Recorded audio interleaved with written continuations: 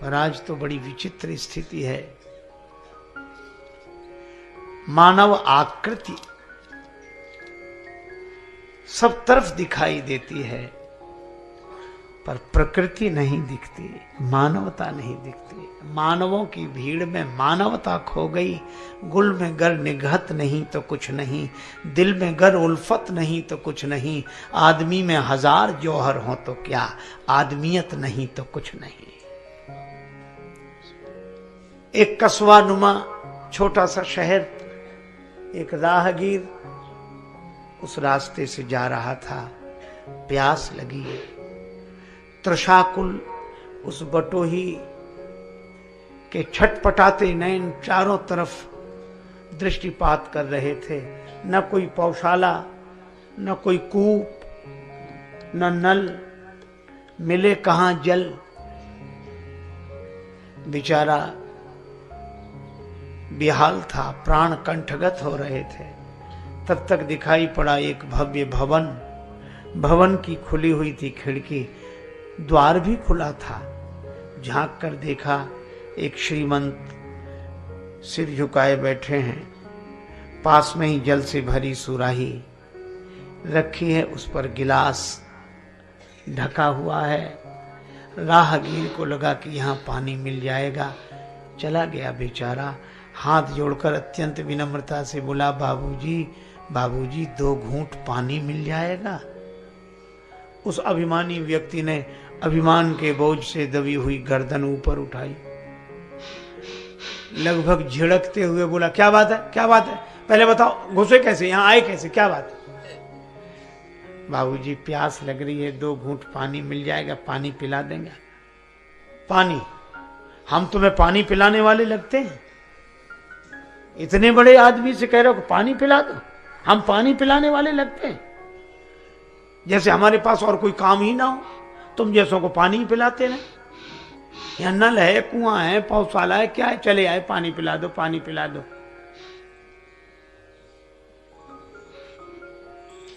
देखते नहीं है, एक भद्र पुरुष का भवन है, शरीफ आदमी का घर है। राहगीर हाथ जोड़ के बोला, सो तो देख ही रहे हैं। अवश्य सज्जन पुरुष का निवास है। परिभाषाएं बदल गई हैं महाराज। पहले भवन के बाहर लिखा रहता था स्वागतम, शुभागमन। अंग्रेजी पढ़े लिखे लोग लिखते थे वेलकम। अब यह लिखा नहीं मिलता। अब भवन के बाहर लिखा मिलेगा, बिना इजाजत अंदर आना मना है। किसी किसी भवन के द्वार पर लिखा होगा, कुत्ते से सावधान। हालांकि उसमें रहते आदमी हैं।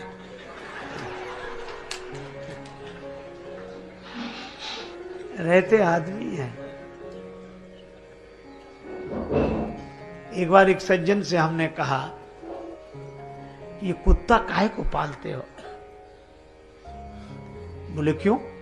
हमने कहा हम आते हैं तो बड़ा डर लगता है, कुत्ता है।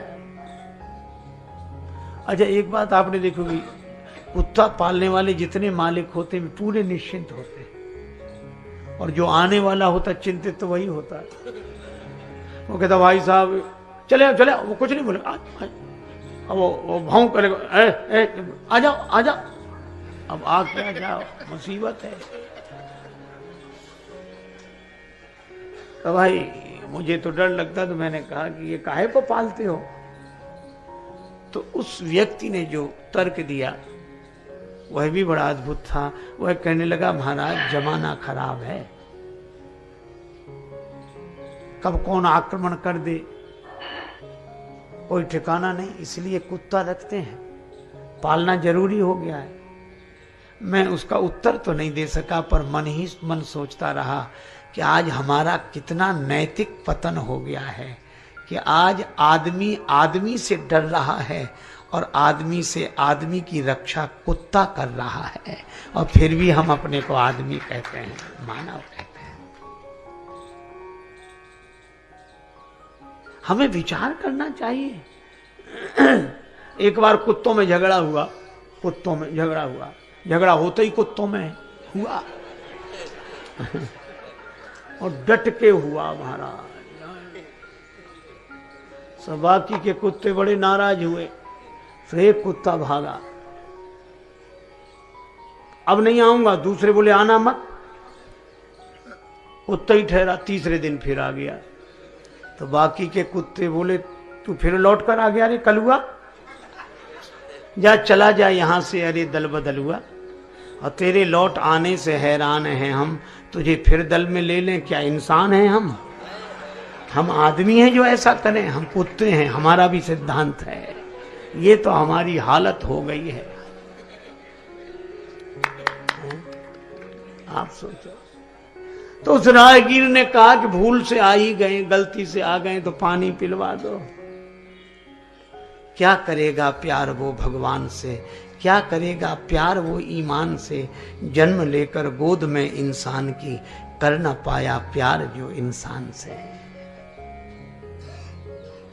पानी पिलवा दे। सो नाराज हुआ, गले ही पड़ गए, तुम बैठ जाओ। अब उन्होंने अपने नौकरों को आवाज लगाई, अरे भाई कोई हो तो इन्हें पानी पिला दो। अब मौके पर कोई नहीं था, तो धनी आदमी राहगीर से बोला बैठ जाओ, किसी आदमी को आ जाने दो, पानी पिलवा देता हूं। आदमी माने नौकर। आदमी आजकल वही कहे जाते, कितने आदमी काम कर रहे हैं। सचमुच बेचारे जो काम करे वही तो आदमी हैं। तो उनका किसी आदमी को आ जाने तो पानी पिलवाए देता हूं। पर मजे की बात, बड़े आदमी के आदमी कोई मौके पर नहीं थे। तब राहगीर के प्राण कंठगत होने लगे, तो बाबूजी अब तो प्राण ही निकल रहे हैं प्यास के मारे। तो नाराज होकर बोले कह दिया ना किसी आदमी को आ जाने तो पानी पिलवाए देता हूं।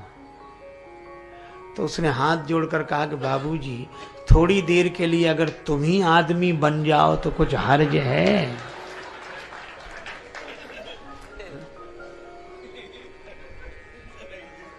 हमें चिड़ियों की तरह आकाश में उड़ना आ गया है, हमें पनडुब्बियों की तरह पानी के भीतर उतरना आ गया है, पर हमें आदमी की तरह आज धरती पर रहना नहीं आता। कैसी विडंबना है। और इसके लिए मानस का संदेश है केवट प्रसंग के माध्यम से। अगर हम चाहते हैं कि हमारे जीवन में मानवता अवतरित हो तो एक ही उपाय है, भगवान के चरणों का आश्रय लें। तो हमने ये कथाएं सुनी स्वामी राजेश्वरानंद जी महाराज द्वारा।